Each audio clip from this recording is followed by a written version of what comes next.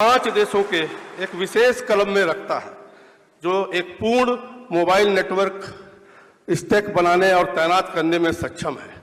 BSNL अपनी स्थापना के 25वें वर्ष का जश्न मना रहा है। ऐसे में ये उपलब्धि और भी प्रतीकात्मक हो जाती है। दशकों तक बीएसएनएल को पुराने ढांचे के कारण चुनौतियों का सामना करना पड़ा, फिर भी आज इसका टर्न अराउंड केवल लाभ या सकारात्मक एबिटा के बारे में नहीं है, बल्कि आत्मनिर्भर भारत के ध्वजवाहक के रूप में और इसके पुनर्जन्म के बारे में है। जिस बीएसएनएल ने 4G स्टैक डेवलप शुरू किया था, उस समय केवल 4 देशों चीन, फिनलैंड, स्वीडन और दक्षिण कोरिया ने अपना 4G स्टैक विकसित किया था। इस स्थान में प्रवेश करना असंभव के रूप में देखा गया था। सरकार ने आईआईटी, बीएसएनएल, एमटीएनएल और टेलीकॉम इंजीनियरिंग सेंटर के विशेषज्ञों को शामिल करते हुए एक उच्च स्तरीय समिति का गठन किया था। उन्होंने वैश्विक मानकों से मेल खाने के लिए निर्मित पूरी तरह से भारतीय 4G समाधान की विशिष्टताओं को परिभाषित किया। प्रधानमंत्री के दृष्टिकोण का पालन करते हुए सरकार ने एक साहसिक कदम उठाया। नवाचार और आत्मनिर्भरता को प्राथमिकता दी गई। इस मिशन में महीनों के कठोर परिश्रम में स्वदेशी 4G टेक्नोलॉजी का नवाचार किया। परिवर्तन के इस प्रयोग के रूप में जो शुरू हुआ, वो अब 2025 तक पूरी तरह से गतिशील हो गया है। जब बीएसएनएल ने पूरे भारत में लगभग 1 लाख स्वदेशी 4G साइटों को तैनात किया है, जो 22 मिलियन ग्राहकों को सेवा प्रदान कर रहा है और हर दिन 4 पेटाबाइट डेटा ट्रांसफर कर रहा है। भारतीय प्रतिभा में माननीय प्रधानमंत्री जी के विश्वास को, दूरसंचार विभाग को आत्मनिर्भर भारत मिशन के तहत स्वदेशी 4G समाधान को आगे बढ़ाने का निर्देश का परिणाम एक वास्तविकता बन गया है। हमारी यात्रा चुनौती और उपलब्धियां दोनों का उदाहरण है। दुनिया के कुछ सबसे बड़े और सबसे अधिक संसाधन संपन्न देश हमसे पिछड़ गए हैं। उन्होंने अभी तक वो हासिल नहीं किया जो हमने हासिल किया है। हम ये प्रदर्शित करने में गर्व महसूस करते हैं कि दृढ़ संकल्प, दृष्टि और समन्वित निष्पादन के साथ परिवर्तनकारी प्रगति हासिल की जा सकती है। यहाँ तक कि अमेरिका, जर्मनी और फ्रांस जैसे उन्नत देशों ने भी आज तक इस क्षेत्र में प्रवेश नहीं किया है। भारत ने शून्य से शुरुआत करते हुए रिकॉर्ड समय में वो काम कर दिखाया जो काम पूरे देश दशकों से भी नहीं कर सके थे। भारत ने सिर्फ 2 साल में स्वदेशी 4G स्टैक को विकसित कर लिया। स्टैक को भविष्य के लिए तैयार किया गया है और इसे आने वाले समय में 5G में अपग्रेड किया जा सकता है, जिससे भारत के लिए 6G की ओर तेजी से बढ़ने का मार्ग प्रशस्त होता है। गांवों से लेकर शहरों तक प्रधानमंत्री के नेतृत्व में टेलीकॉम क्रांति भारत को इस तरह जोड़ रही है जैसा पहले कभी नहीं हुआ।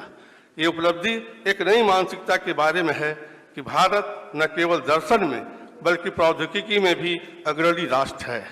हम प्रौद्योगिकी के उपयोगकर्ता से इसके निर्माता के रूप में, फॉलोअर लीडर के रूप में उभरे हैं। माननीय प्रधानमंत्री जी का मेक इन इंडिया अभियान न केवल एक प्रौद्योगिकी पहल है, बल्कि भारत के इंजीनियरों, शोधकर्ताओं और नवाचारों को अवसर प्रदान करने का एक सशक्त माध्यम है। इसका मुख्य उद्देश्य स्वदेशी तकनीक को बढ़ावा देना और विदेशी आयात पर निर्भरता को कम करना। वित्त मंत्रालय ने भी मेक इन इंडिया योजना के माध्यम से स्वदेशी तकनीक के विकास और अवस्थापना में तेजी लाने के लिए सक्रिय कदम उठा रहा है। आज भारत ने इस उद्देश्य की पूर्ति में एक महत्वपूर्ण पड़ाव प्राप्त किया है। प्रौद्योगिकी में आत्मनिर्भर होना भारत को बदलते वैश्विक परिदृश्य में सुरक्षित रखेगा और हमारे इंजीनियर और शोधकर्ताओं को अपनी मातृभूमि के हित में योगदान देने का अवसर प्रदान कर रहा है। साथ ही ये हमारे उद्योगों को सतत विकास की दिशा में आगे बढ़ाने में मदद कर रहा है।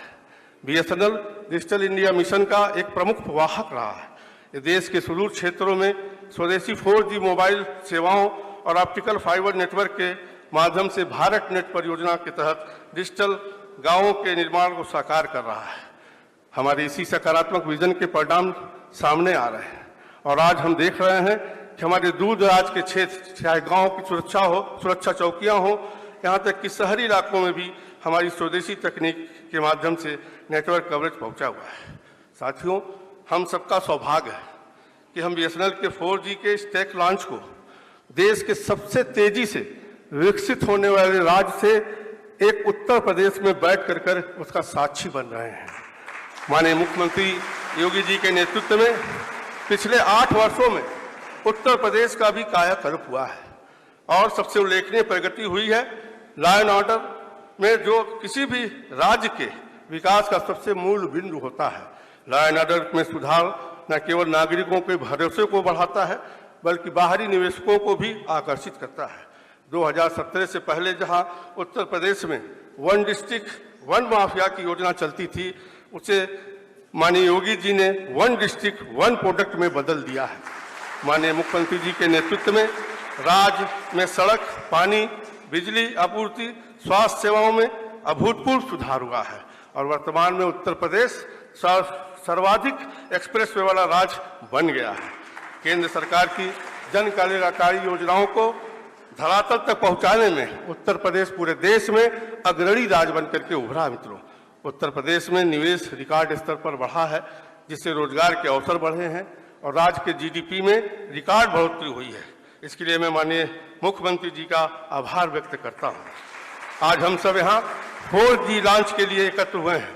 BSNL परिवार को और संपूर्ण देशवासियों को बधाई एवं शुभकामना देता हूं। जय हिंद, जय भारत। धन्यवाद माननीय। उत्तर प्रदेश में विकास की क्रांति लाकर उत्तर प्रदेश को विकास का एक सर्वोत्तम मॉडल बनाया है माननीय मुख्यमंत्री श्री योगी आदित्यनाथ जी ने।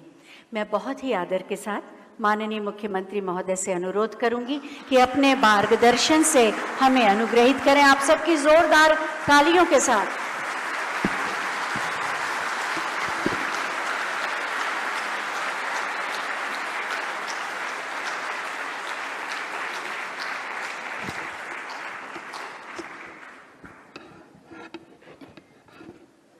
BSNL की स्वदेशी तकनीक पर आधारित 4G सेवाओं और डिजिटल भारत नेट के परियोजनाओं के लोकार्पण कार्यक्रम में आदरणीय प्रधानमंत्री जी के द्वारा, जिनका कुछ ही देर में लोकार्पण होने जा रहा है, इस समारोह में उपस्थित केंद्रीय वित्त राज्य मंत्री श्री पंकज चौधरी जी, समारोह में उपस्थित उत्तर प्रदेश सरकार में मंत्रिमंडल के मेरे वरिष्ठ सहयोगी, उप मुख्यमंत्री श्री ब्रजेश पाठक जी, पूर्व उप मुख्यमंत्री और राज्यसभा के माननीय सांसद डॉक्टर दिनेश शर्मा जी, राज्यसभा के माननीय सांसद श्री ब्रजलाल जी, श्री संजय सेठ जी, लखनऊ की महापौर श्रीमती सुषमा खड़कवाल जी, तेजस के चेयरमैन CNG सुब्रमण्यम जी,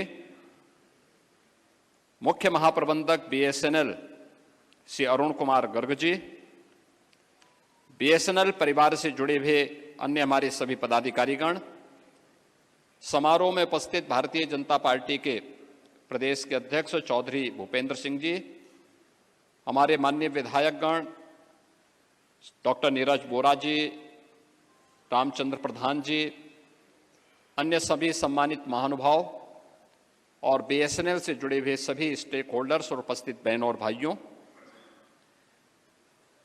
अभी कुछ देर में आदरणीय प्रधानमंत्री जी के कर कमलों से हमें भारत के पहले 4G स्वदेशी तकनीक पर आधारित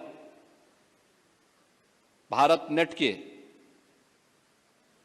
इस इंफ्रास्ट्रक्चर को उद्घाटन का अवसर प्रारंभ होगा।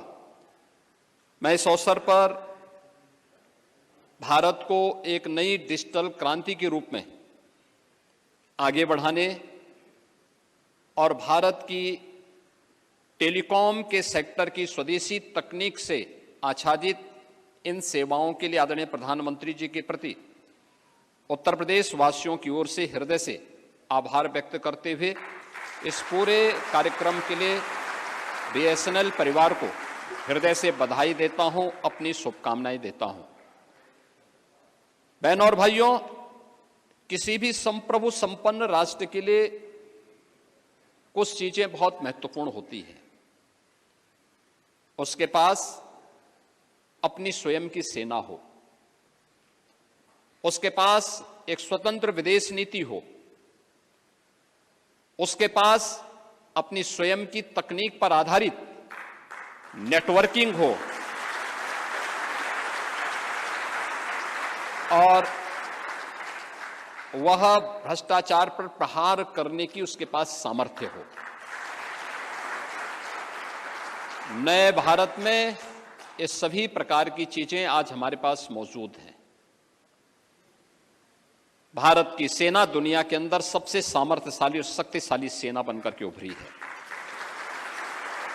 आज डिफेंस सेक्टर में भारत ने जो उपलब्धि हासिल की है, आकाश और ब्रह्मोस मिसाइल के साथ साथ ड्रोन और रोबोटिक के क्षेत्र में भारत के भूतपूर्व सफलता एक नए भारत की और विकसित भारत की आहट को दुनिया के सामने प्रस्तुत करती है।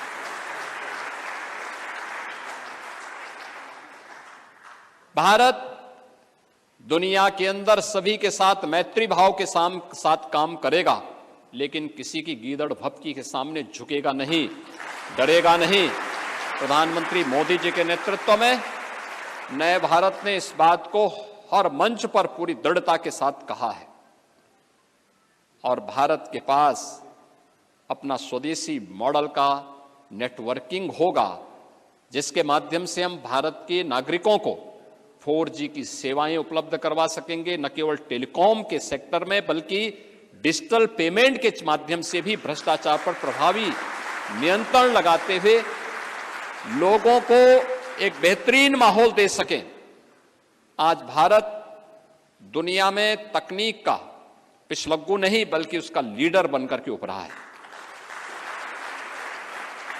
दुनिया के अंदर सबसे अधिक डिजिटल पेमेंट करने वाले देशों में भारत, आज यूपीआई दुनिया के अंदर सर्वाधिक डिजिटल पेमेंट करने वाला, यानी भारत ने डिजिटल क्रांति के क्षेत्र में दुनिया को अब लीड करना शुरू किया है और ये नए भारत की ताकत का एहसास दुनिया को कराता है। और उसी में अब बीएसएनएल भी 4G की इस क्रांति के साथ दूर दराज के उन क्षेत्रों में जहां पर हम लोग झेलते थे, दूर दराज के गांवों में, क्योंकि मुझे याद है 2017 में जब मुझे मुख्यमंत्री का दायित्व दिया गया था, हमने तय किया था कि ऑप्टिकल फाइबर के माध्यम से या नेटवर्किंग के माध्यम से हम बीएसएनएल की सेवाओं को हर ग्राम पंचायत के साथ जोड़ें। भारत नेट ने उसको आसान बनाया है और मुझे बताते हुए प्रसन्नता है कि ऑप्टिकल फाइबर और नेटवर्किंग का लाभ हमें किस रूप में मिला कि आज हम ग्राम पंचायत के अंदर ग्राम सचिवालय बना करके वहीं पर हम आय प्रमाण पत्र, निवास प्रमाण पत्र, जन्म और मृत्यु प्रमाण पत्र ग्राम पंचायत में गांव के लोगों को उपलब्ध करवा रहे हैं। न केवल इससे रोजगार का सृजन हो रहा है बल्कि बैंकिंग की सेवाएं भी बैंकिंग कॉरेस्पॉन्डेंट सखी के माध्यम से गांव-गांव में उपलब्ध करवाने का कार्य इस बेहतरीन नेटवर्क के माध्यम से आज प्रारंभ हो गया है।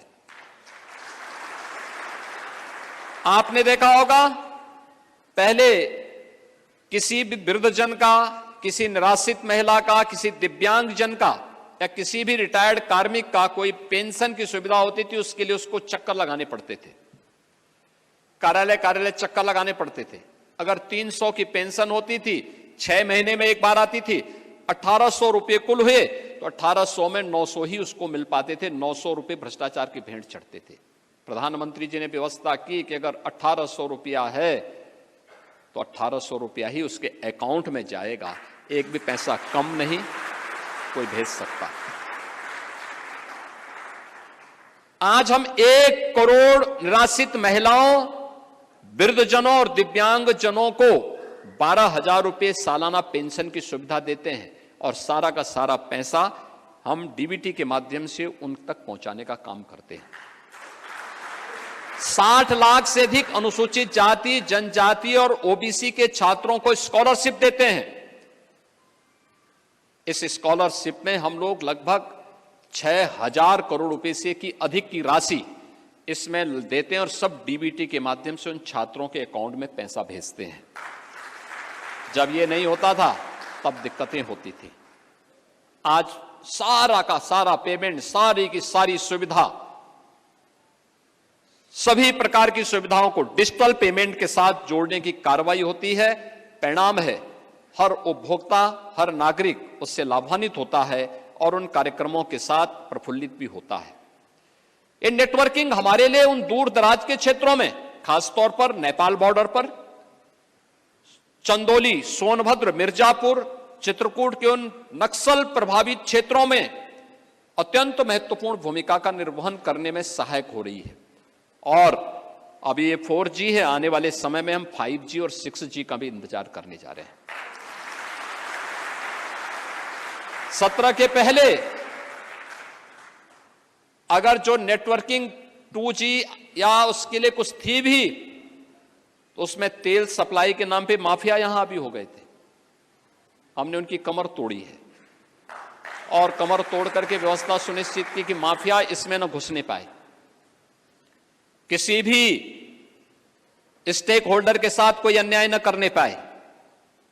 प्रधानमंत्री जी के विजन को जमीनी धरातल पर उतार करके हर एक उपभोक्ता को भी और बीएसएनएल परिवार से जुड़े हुए हर एक स्टेक होल्डर को भी पूरी सुरक्षा प्राप्त हो और उसको पूरा संरक्षण देने का कार्य, जहां प्रदेश सरकार डबल इंजन की सरकार के साथ मिलकर के कार्य कर रही है, वहीं साथ ही साथ आज की सेवाएं हमारे लिए अत्यंत महत्वपूर्ण होगा, क्योंकि यह हमारे दूर दराज के क्षेत्रों, ग्रामीण अर्थव्यवस्था को एक नया आयाम देने वाला है। ये नए भारत का और विकसित भारत की आधारशिला तभी होनी होगी जब ग्राम पंचायत आत्मनिर्भर होगी, नगर निकाय आत्मनिर्भर बनेंगे। आत्मनिर्भरता केवल एक आईटी और इलेक्ट्रॉनिक्स के फील्ड में नहीं, हर क्षेत्र में, और यह भी ग्रामीण अर्थव्यवस्था को एक नई गति टेक्नोलॉजी देगी, ये तकनीक देगी। और मुझे पूरा विश्वास है कि बीएसएनएल की, भारत नेट की सेवा एक नए भारत और विकसित भारत के निर्माण में प्रधानमंत्री जी के विजन को प्रभावी ढंग से आगे बढ़ाएगी। मैं आज के इस अवसर पर एक बार फिर से इन सभी सेवाओं के लोकार्पण के लिए प्रधानमंत्री जी का वर्चुअल उत्तर प्रदेश के अंदर इस बेहतरीन सेवाओं को आज लोकार्पण का कार्यक्रम होने जा रहा है। पूरे देश भर को आज इस सौगात विजयादशमी के उपहार के रूप में प्रधानमंत्री जी देने वाले हैं। मैं इस अवसर पर उत्तर प्रदेश वासियों की ओर से उनका हृदय से आभार व्यक्त करता हूं। केंद्रीय संचार मंत्री श्री ज्योतिरादित्य सिंधिया जी को इस आमंत्रण के लिए हृदय से धन्यवाद देता हूं। बीएसएनएल परिवार और उनसे जुड़े हुए अन्य सभी स्टेक होल्डर्स को हृदय से धन्यवाद ज्ञापित करता हूं और आप सभी अन्य स्टेक होल्डर्स को बधाई देते हुए आप सबको शारदीय नवरात्रि और विजयादशमी की मंगलमय शुभकामनाएं देते हुए अपनी वाणी को विराम देता हूं। धन्यवाद। जय हिंद। धन्यवाद।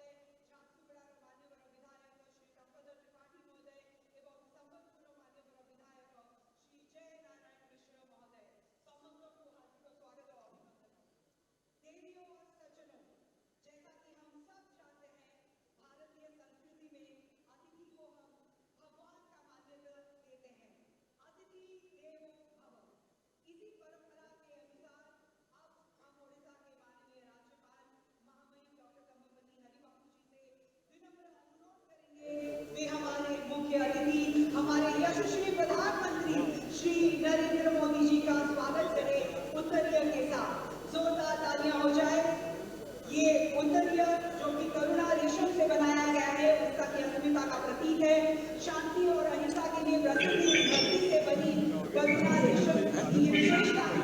ये जनरेशन की पीढ़ी की हत्या से इसे बनाया जाता है। एक तरह से ये जैविक रेशम भी है। हमारे उड़ीसा सरकार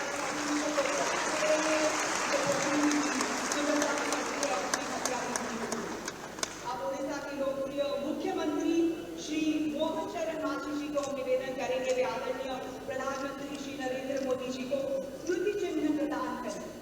इस स्मृति चिन्ह की विशेषता के बारे में बताना चाहेंगे। इसमें मुख्यतः संबलपुर और पश्चिम ओडिशा की प्राख्यात इष्ट देवी मां संबलेश्वरी का चित्र संबलपुरी कपड़े में बुना गया है। इसमें हमारे राज्य में बुनकारों की कलाकारी उभर कर दिखाई देती है। मां संबलेश्वरी हमके सबके आशीर्वाद करूं। हम आशा करते हैं मां संबलेश्वरी का आशीर्वाद सदैव हमारे यशस्वी प्रधानमंत्री जी पे बना रहे।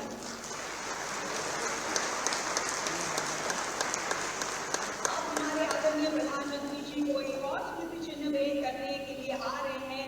ITI झारसुगुड़ा की 2 छात्राएं वर्षा मुंडा और कमला तुजू जिंदगी के अनगिनत दुख, दर्द और बाधाओं से उभर कर वर्षा और कमला ने ITI झारसुगुड़ा से इलेक्ट्रिशियन की पढ़ाई पूरी करी है और आज दोनों अपने पैरों पर खड़ी हैं।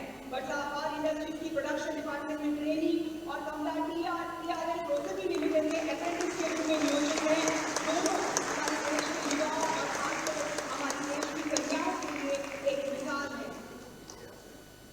जैसे कि आप सब जानते हैं 10 दिन पहले ही सितंबर 17 तारीख को हमारे आदरणीय प्रधानमंत्री जी का जन्मदिन था और आज सेवा पर्व कार्यक्रम के तहत हमारे राज्य की तरफ से हमारे यशस्वी प्रधानमंत्री जी को श्रद्धांजलि भेंट।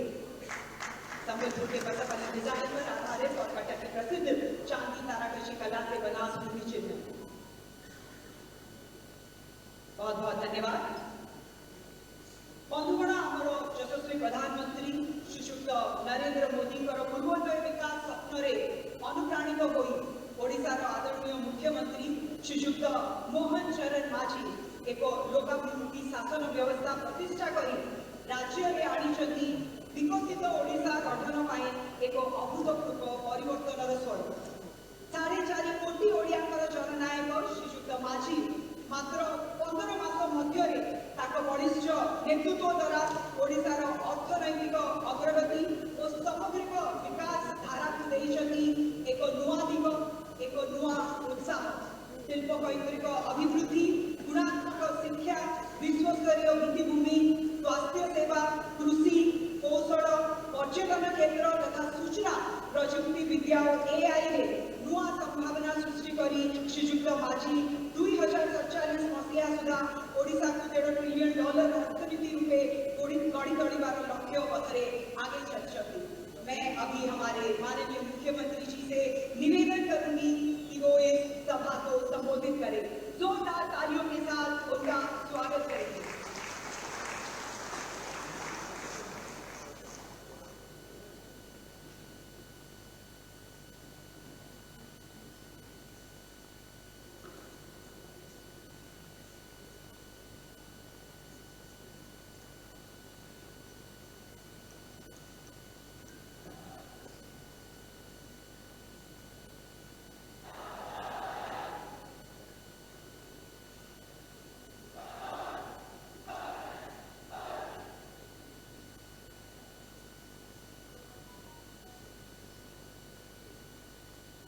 जय जगन्नाथ,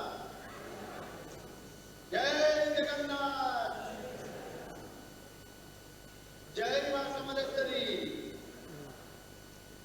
जय बाबा धारेश्वर, जय मां रामचंदी। मान्यवर प्रधानमंत्री श्रीयुक्त नरेंद्र मोदी जी, मान्यवर राज्यपाल डॉक्टर हरिबाबू, मान्यवर सभापति भारतीय जनता पार्टी ओडिशा प्रदेश श्री मनमोहन सामल महोदय, मान्यवर उपमुख्यमंत्री कनकवर्धन सिंहदेव महोदय एवं श्रीमती प्रभाती परिडा महोदया, मान्यवर केंद्र मंत्री श्री जुएल राम महोदय, मंच रे उपस्थित मंत्री परिषद साथी मान्यवर श्री सुरेश पुजारी महोदय, श्री रविनारायण नायक महोदय, डॉक्टर मुकेश महालिंग महोदय, श्रीयुक्त सूर्यवंशी सुरेश महोदय, मानवर सांसद बरगढ़ श्री प्रदीप पुरोहित महोदय, मानवर विधायक झारसुगुड़ा श्री टंकधर त्रिपाठी महोदय, मानवर विधायक संबलपुर श्री जयनारायण मिश्र महोदय, द्वितीय मंच रे उपस्थित मानवर मंत्री परिषद समस्त सदस्यगण, सांसदगण, वरिष्ठ नेतृमंडली, समस्त विधायकगण एवं भिसी माध्यम रे शामिल हुए देश के विभिन्न प्रांत के सारे मुख्यमंत्रीगण, केंद्र मंत्रीगण, सांसदगण एवं एठारे उपस्थित प्रिय भाई और भणी माने समस्त को जुहार नमस्कार।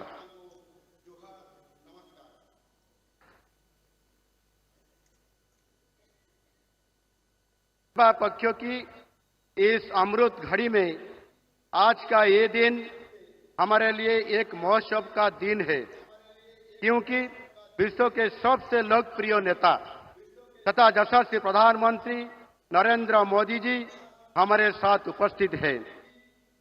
माननीय प्रधानमंत्री जी, ओडिशा के 4.5 करोड़ लोगों की तरफ से झारसुगुड़ा की धरती पर मैं आपको स्वागत करता हूं। महाप्रभु श्री जगन्नाथ जी की ये पावन भूमि में आपका स्वागत है। एठारे उपस्थित लक्षाधिक भाई और भणी मानंकु मो अनुरोध करुछि, आपण माने समस्ते छिड़ा होई हाथ टेकी आनंदर सहित करताली देई एवं हुड़ाहुड़ी पकाई माननीय प्रधानमंत्री को स्वागत करंतु।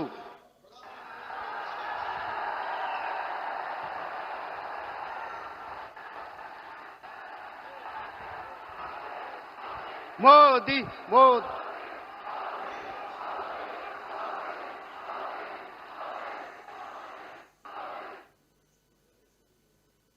माननीय प्रधानमंत्री जी, झारसुगुड़ा में आपकी ये कार्यक्रम विधि का विधान है, क्योंकि झारसुगुड़ा में वीर सुरेंद्र शाह एयरपोर्ट ठीक 8 साल पहले सितंबर 22 तारीख को आपके कर कमल से लोकार्पण हुआ था। आज ये एयरपोर्ट ओडिशा, विशेष रूप से पश्चिम ओडिशा की विकास को गति दे रहा है। कुछ दिन पहले पूरा देश हर्ष उल्लास के साथ आपकी जन्म दिवस पालन किया था। ये सिर्फ एक जन्म दिवस उत्सव नहीं था, ये आपकी देश के प्रति 50 साल से भी ज्यादा समर्पण भाव से सेवा करने का संदेश है। सितंबर 17 से लेकर अक्टूबर 2 तक सभा पक्षों के रूप में मनाना इसकी सबसे बड़ी मिसाल है। ये हमारे लिए सभा पर्व है। आज का ये समावेश युवाओं के लिए समर्पित है। विशेष रूप से 2014 के बाद देश की युवाओं के लिए आप सबसे बड़े और सबसे यथार्थ आइकन है। देश की युवाओं के लिए आप प्रेरणा के स्रोत है। देश की विकास के लिए आपने जो 4 वर्गों को रेखांकित किया है, उसमें युवाओं की एक विशेष जगह है। युवाओं के लिए आपने बहुत सारे योजनाएं शुरू किए हैं, जिसका सकारात्मक परिणाम देखने को मिल रहा है। ऑपरेशन सिंदूर के साथ आपने देश की सुरक्षा को लेकर जो लक्ष्मण रेखा खींची है, वो देश की युवाओं के तन मन में एक नया जोश भर दिया है। भारत में एक लोकप्रिय कहावत है, कोई छेड़ेगा तो हम छोड़ेंगे नहीं। पहलगांव में नरसंहार के बाद दुश्मन के घर में घुस के आतंकवादी और उनके आकाओं को जैसे दंड दिए हैं, वो देश की स्ट्रैटेजिक डॉक्ट्रिन की दशा और दिशा को बदल के रख दिया है। देश को सुरक्षित रखने के लिए पूरे देश की तरफ से आपको अशेष धन्यवाद। माननीय प्रधानमंत्री जी, प्रभु जगन्नाथ जी के प्रति आपकी भक्ति और ओडिशा के लोगों के लिए आपकी श्रद्धा से हम सब परिचित हैं। हमारी सरकार आने के बाद आपने 7 बार ओडिशा गश्त किए हैं। पिछले साल आपके जन्मदिन पर आप ओडिशा आए थे और हमारे माताओं और बहनों के लिए सुभद्रा योजना का शुभारंभ किए थे। आज इस योजना के तहत 1 करोड़ से भी ज्यादा माताओं और बहनों को सालाना 10,000 रुपये का सहयोग मिल रहा है। एक आदिवासी मां के हाथ से खीर खाकर आपने अपना जन्मदिन मनाए थे। ओडिशा वासियों के लिए आपका ये प्यार हम सबको अभिभूत किया है। परिवेश सुरक्षा को लेकर आपकी चिंता के बारे में पूरा देश जानता है। पिछले साल आपने जो 1 पेड़ मां के नाम कार्यक्रम शुरू किए थे, वो आज एक जन आंदोलन बन चुकी है।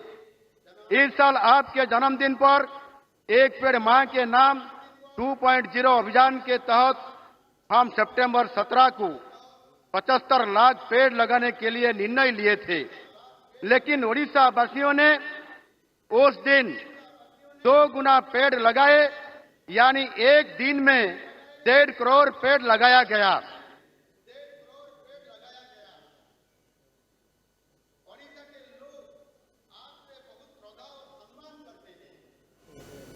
ये तो हमको पता था, लेकिन इतना सम्मान करते हैं ये हम उस दिन ही पता चला। इस अवसर पर मैं पूरे राज्यवासियों को धन्यवाद देता हूं। माननीय प्रधानमंत्री जी, ओडिशा के विकास के लिए आपका फोकस हमेशा रहा है। आपके पूर्वोदय की परिकल्पना, आपके मार्गदर्शन और दिशा निर्देश में ओडिशा तरक्की की नई राह पर तेजी से आगे बढ़ रहा है। आप जब भी ओडिशा आगमन करते हैं, राज्यवासियों के लिए बहुत सारे उपहार लाते हैं। इस बार तो आप पार्वण के समय अर्थात नवरात्रि की अवधि में पधारे हैं। दुर्गा पूजा का महोत्सव पूरे ओडिशा का सबसे बड़ा त्योहार है। ये शुभ अवसर पर राज्य की प्रगति के लिए तथा व्यक्तिगत रूप में लोगों के लिए डबल बनांजा लाए हैं। अभी आपके कलकमल से कई सारे प्रोजेक्ट शुरू होने जा रहा है। ब्रह्मपुर से सुंदरगढ़, ब्रह्मपुर से सूरत तक नई अमृत भारत ट्रेन, विश्व स्तरीय स्किल डेवलपमेंट प्रोजेक्ट्स, नई सेमीकंडक्टर पार्क, ब्रह्मपुर एमकेसीजी और बुर्ला भीमसार हॉस्पिटल को विश्व स्तरीय सुपर हॉस्पिटल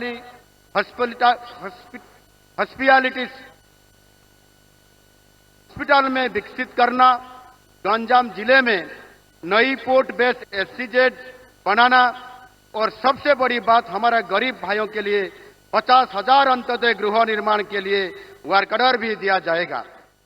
ये सब काम से ओडिशा की प्रगति का आधार और भी मजबूत होगा। दूसरा bonanza next generation GST reforms. Bharat के दूसरे भाग में लोग सामान्यतः दीपावली के समय खरीदारी करते हैं, मगर ओडिशा में ये खरीदारी दुर्गा पूजा के अवसर पे होता है। अभी ओडिशा के लोग GST बचत उत्सव में बढ़ चढ़ के हिसाब ले रहे हैं।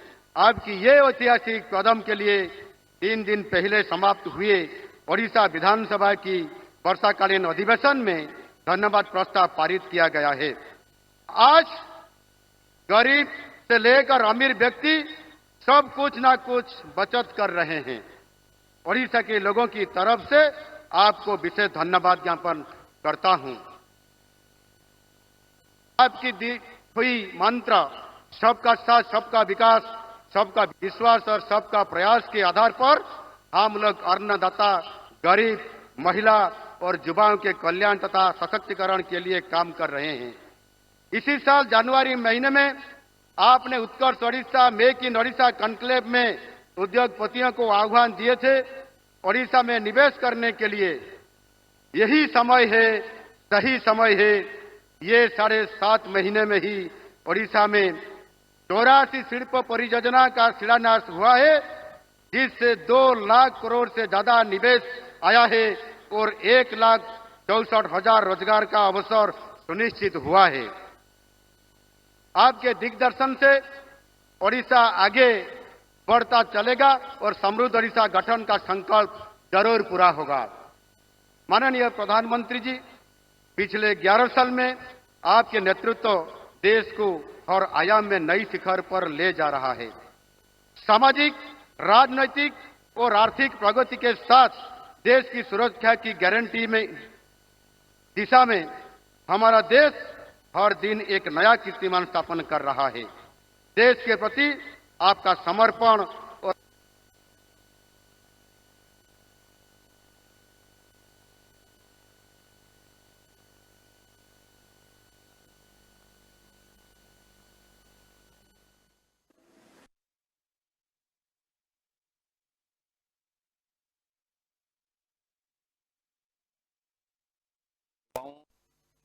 बालाकोट एयर स्ट्राइक के बाद 26 फरवरी 2019 में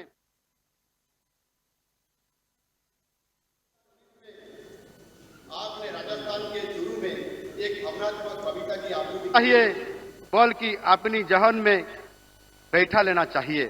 आपने कहे थे, सौगंध है मुझे इस मिट्टी की, मैं देश नहीं मिटने दूंगा। सौगंध है मुझे इस मिट्टी की, मैं देश नहीं रुकने दूंगा। सौगंध है मुझे इस मिट्टी की, मैं देश नहीं झुकने दूंगा।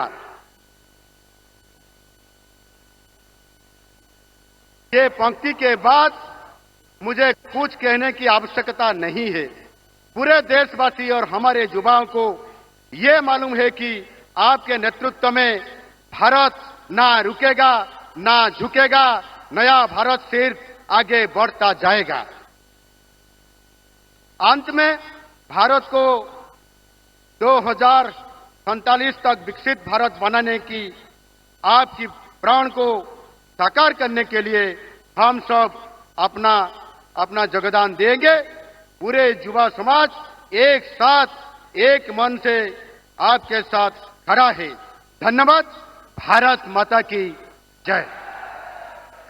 कि मैं देश सौगंध है। माननीय मुख्यमंत्री के प्रेरणादायी अभिभाषण के लिए शेष धन्यवाद। देवियों और सज्जनों, अब वो समय आ चुका है जिसका हम सभी को इंतजार था। हमारे देश के यशस्वी प्रधानमंत्री श्री नरेंद्र मोदी जी से अब विनम्र अनुरोध करेंगे, वे 60,000 करोड़ रुपए निवेश के तहत विभिन्न विकास परियोजनाओं जैसे कि क्षमता विस्तार के तहत 8 IIT के अधोसंरचना परियोजनाओं का शिलान्यास, बहुविषयक शिक्षा और तकनीकी शिक्षा में अनुसंधान में सुधार मेरिट योजना का शुभारंभ, संबलपुर सिटी और सल्ला के बीच रेल फ्लाईओवर का शिलान्यास, कोरापुट बाईगुड़ा के बीच दोहरीकृत रेल लाइन का राष्ट्र को समर्पण, मानाबार कोरापुट गोरापुर के बीच दोहरीकृत रेल लाइन का राष्ट्र को समर्पण, स्वदेशी 4G 5G रेडी नेटवर्क सेवाओं का शुभारंभ, सेमीकंडक्टर एवं ESTM पार्क का IIT भुवनेश्वर के सहयोग से शिलान्यास, ओडिशा कौशल विकास परियोजनाओं का विश्व कौशल केंद्रों की स्थापना सहित शुभारंभ, NKCG अस्पताल बरमपुर का विश्व स्तरीय सुपर स्पेशलिटी अस्पताल में उन्नयन की योजना का अनावरण, ओडिशा के 130 उच्च शिक्षा संस्थानों में वाईफाई सक्षम परिसरों का शिलान्यास, विमसार अस्पताल बुल्ला का विश्व स्तरीय सुपर स्पेशलिटी अस्पताल में उन्नयन की योजना का अनावरण। इन सभी परियोजनाओं का शिलान्यास और शुभारंभ करने के लिए विशेष नरेंद्र मोदी जी को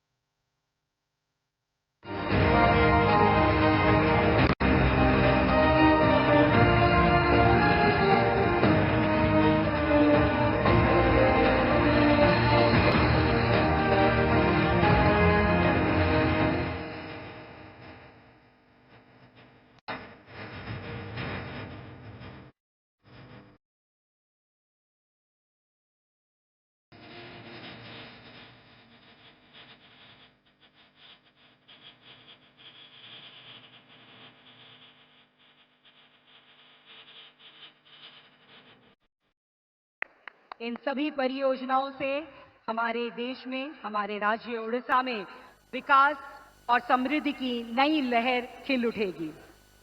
जैसा कि आप सभी ने देखा, आज स्वदेशी 4G नेटवर्क सेवाओं का शुभ आरंभ हुआ है।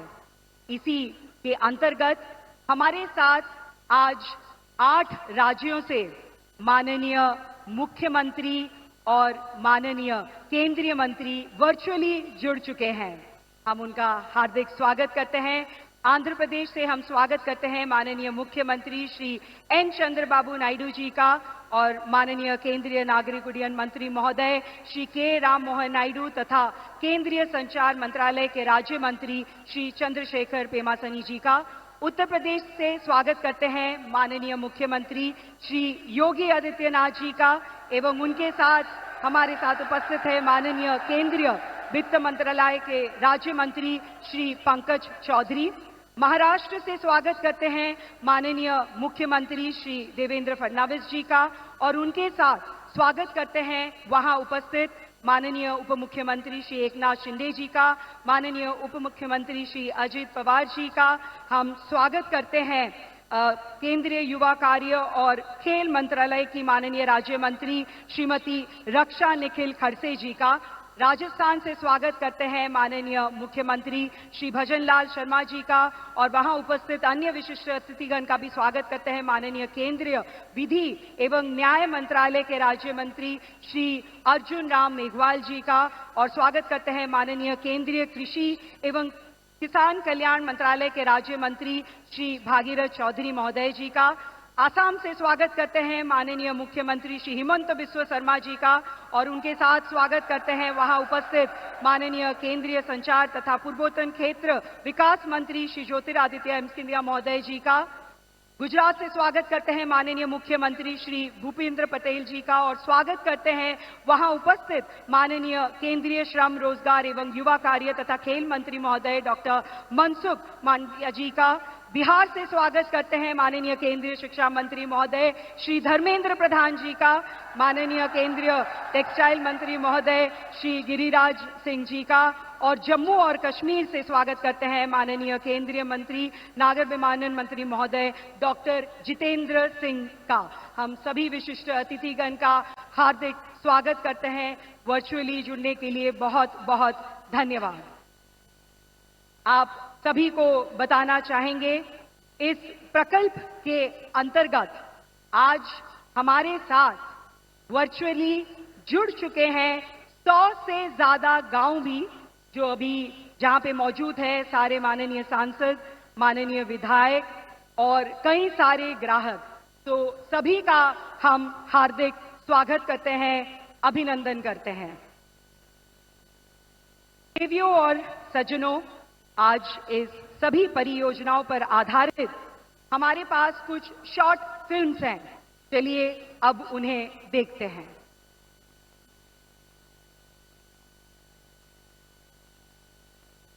भारत का संकल्प है, डिजिटल इंडिया आत्मनिर्भर भारत की साधना है। ये कहानी है एक संकल्प की, एक ऐसे सपने की जो भारत को 2047 तक विकसित राष्ट्र बनाने का लक्ष्य रखता है। माननीय प्रधानमंत्री नरेंद्र मोदी जी के नेतृत्व ने भारत को असंभव को संभव करने का साहस दिया। कोविड वैक्सीन का निर्माण, डिजिटल क्रांति का प्रतीक यूपीआई, चंद्रयान का चांद तक पहुंचना, ये यात्रा है नवाचार की और संभावनाओं की। ये प्रतिज्ञा है हर भारतीय को डिजिटल दुनिया से जोड़ने की।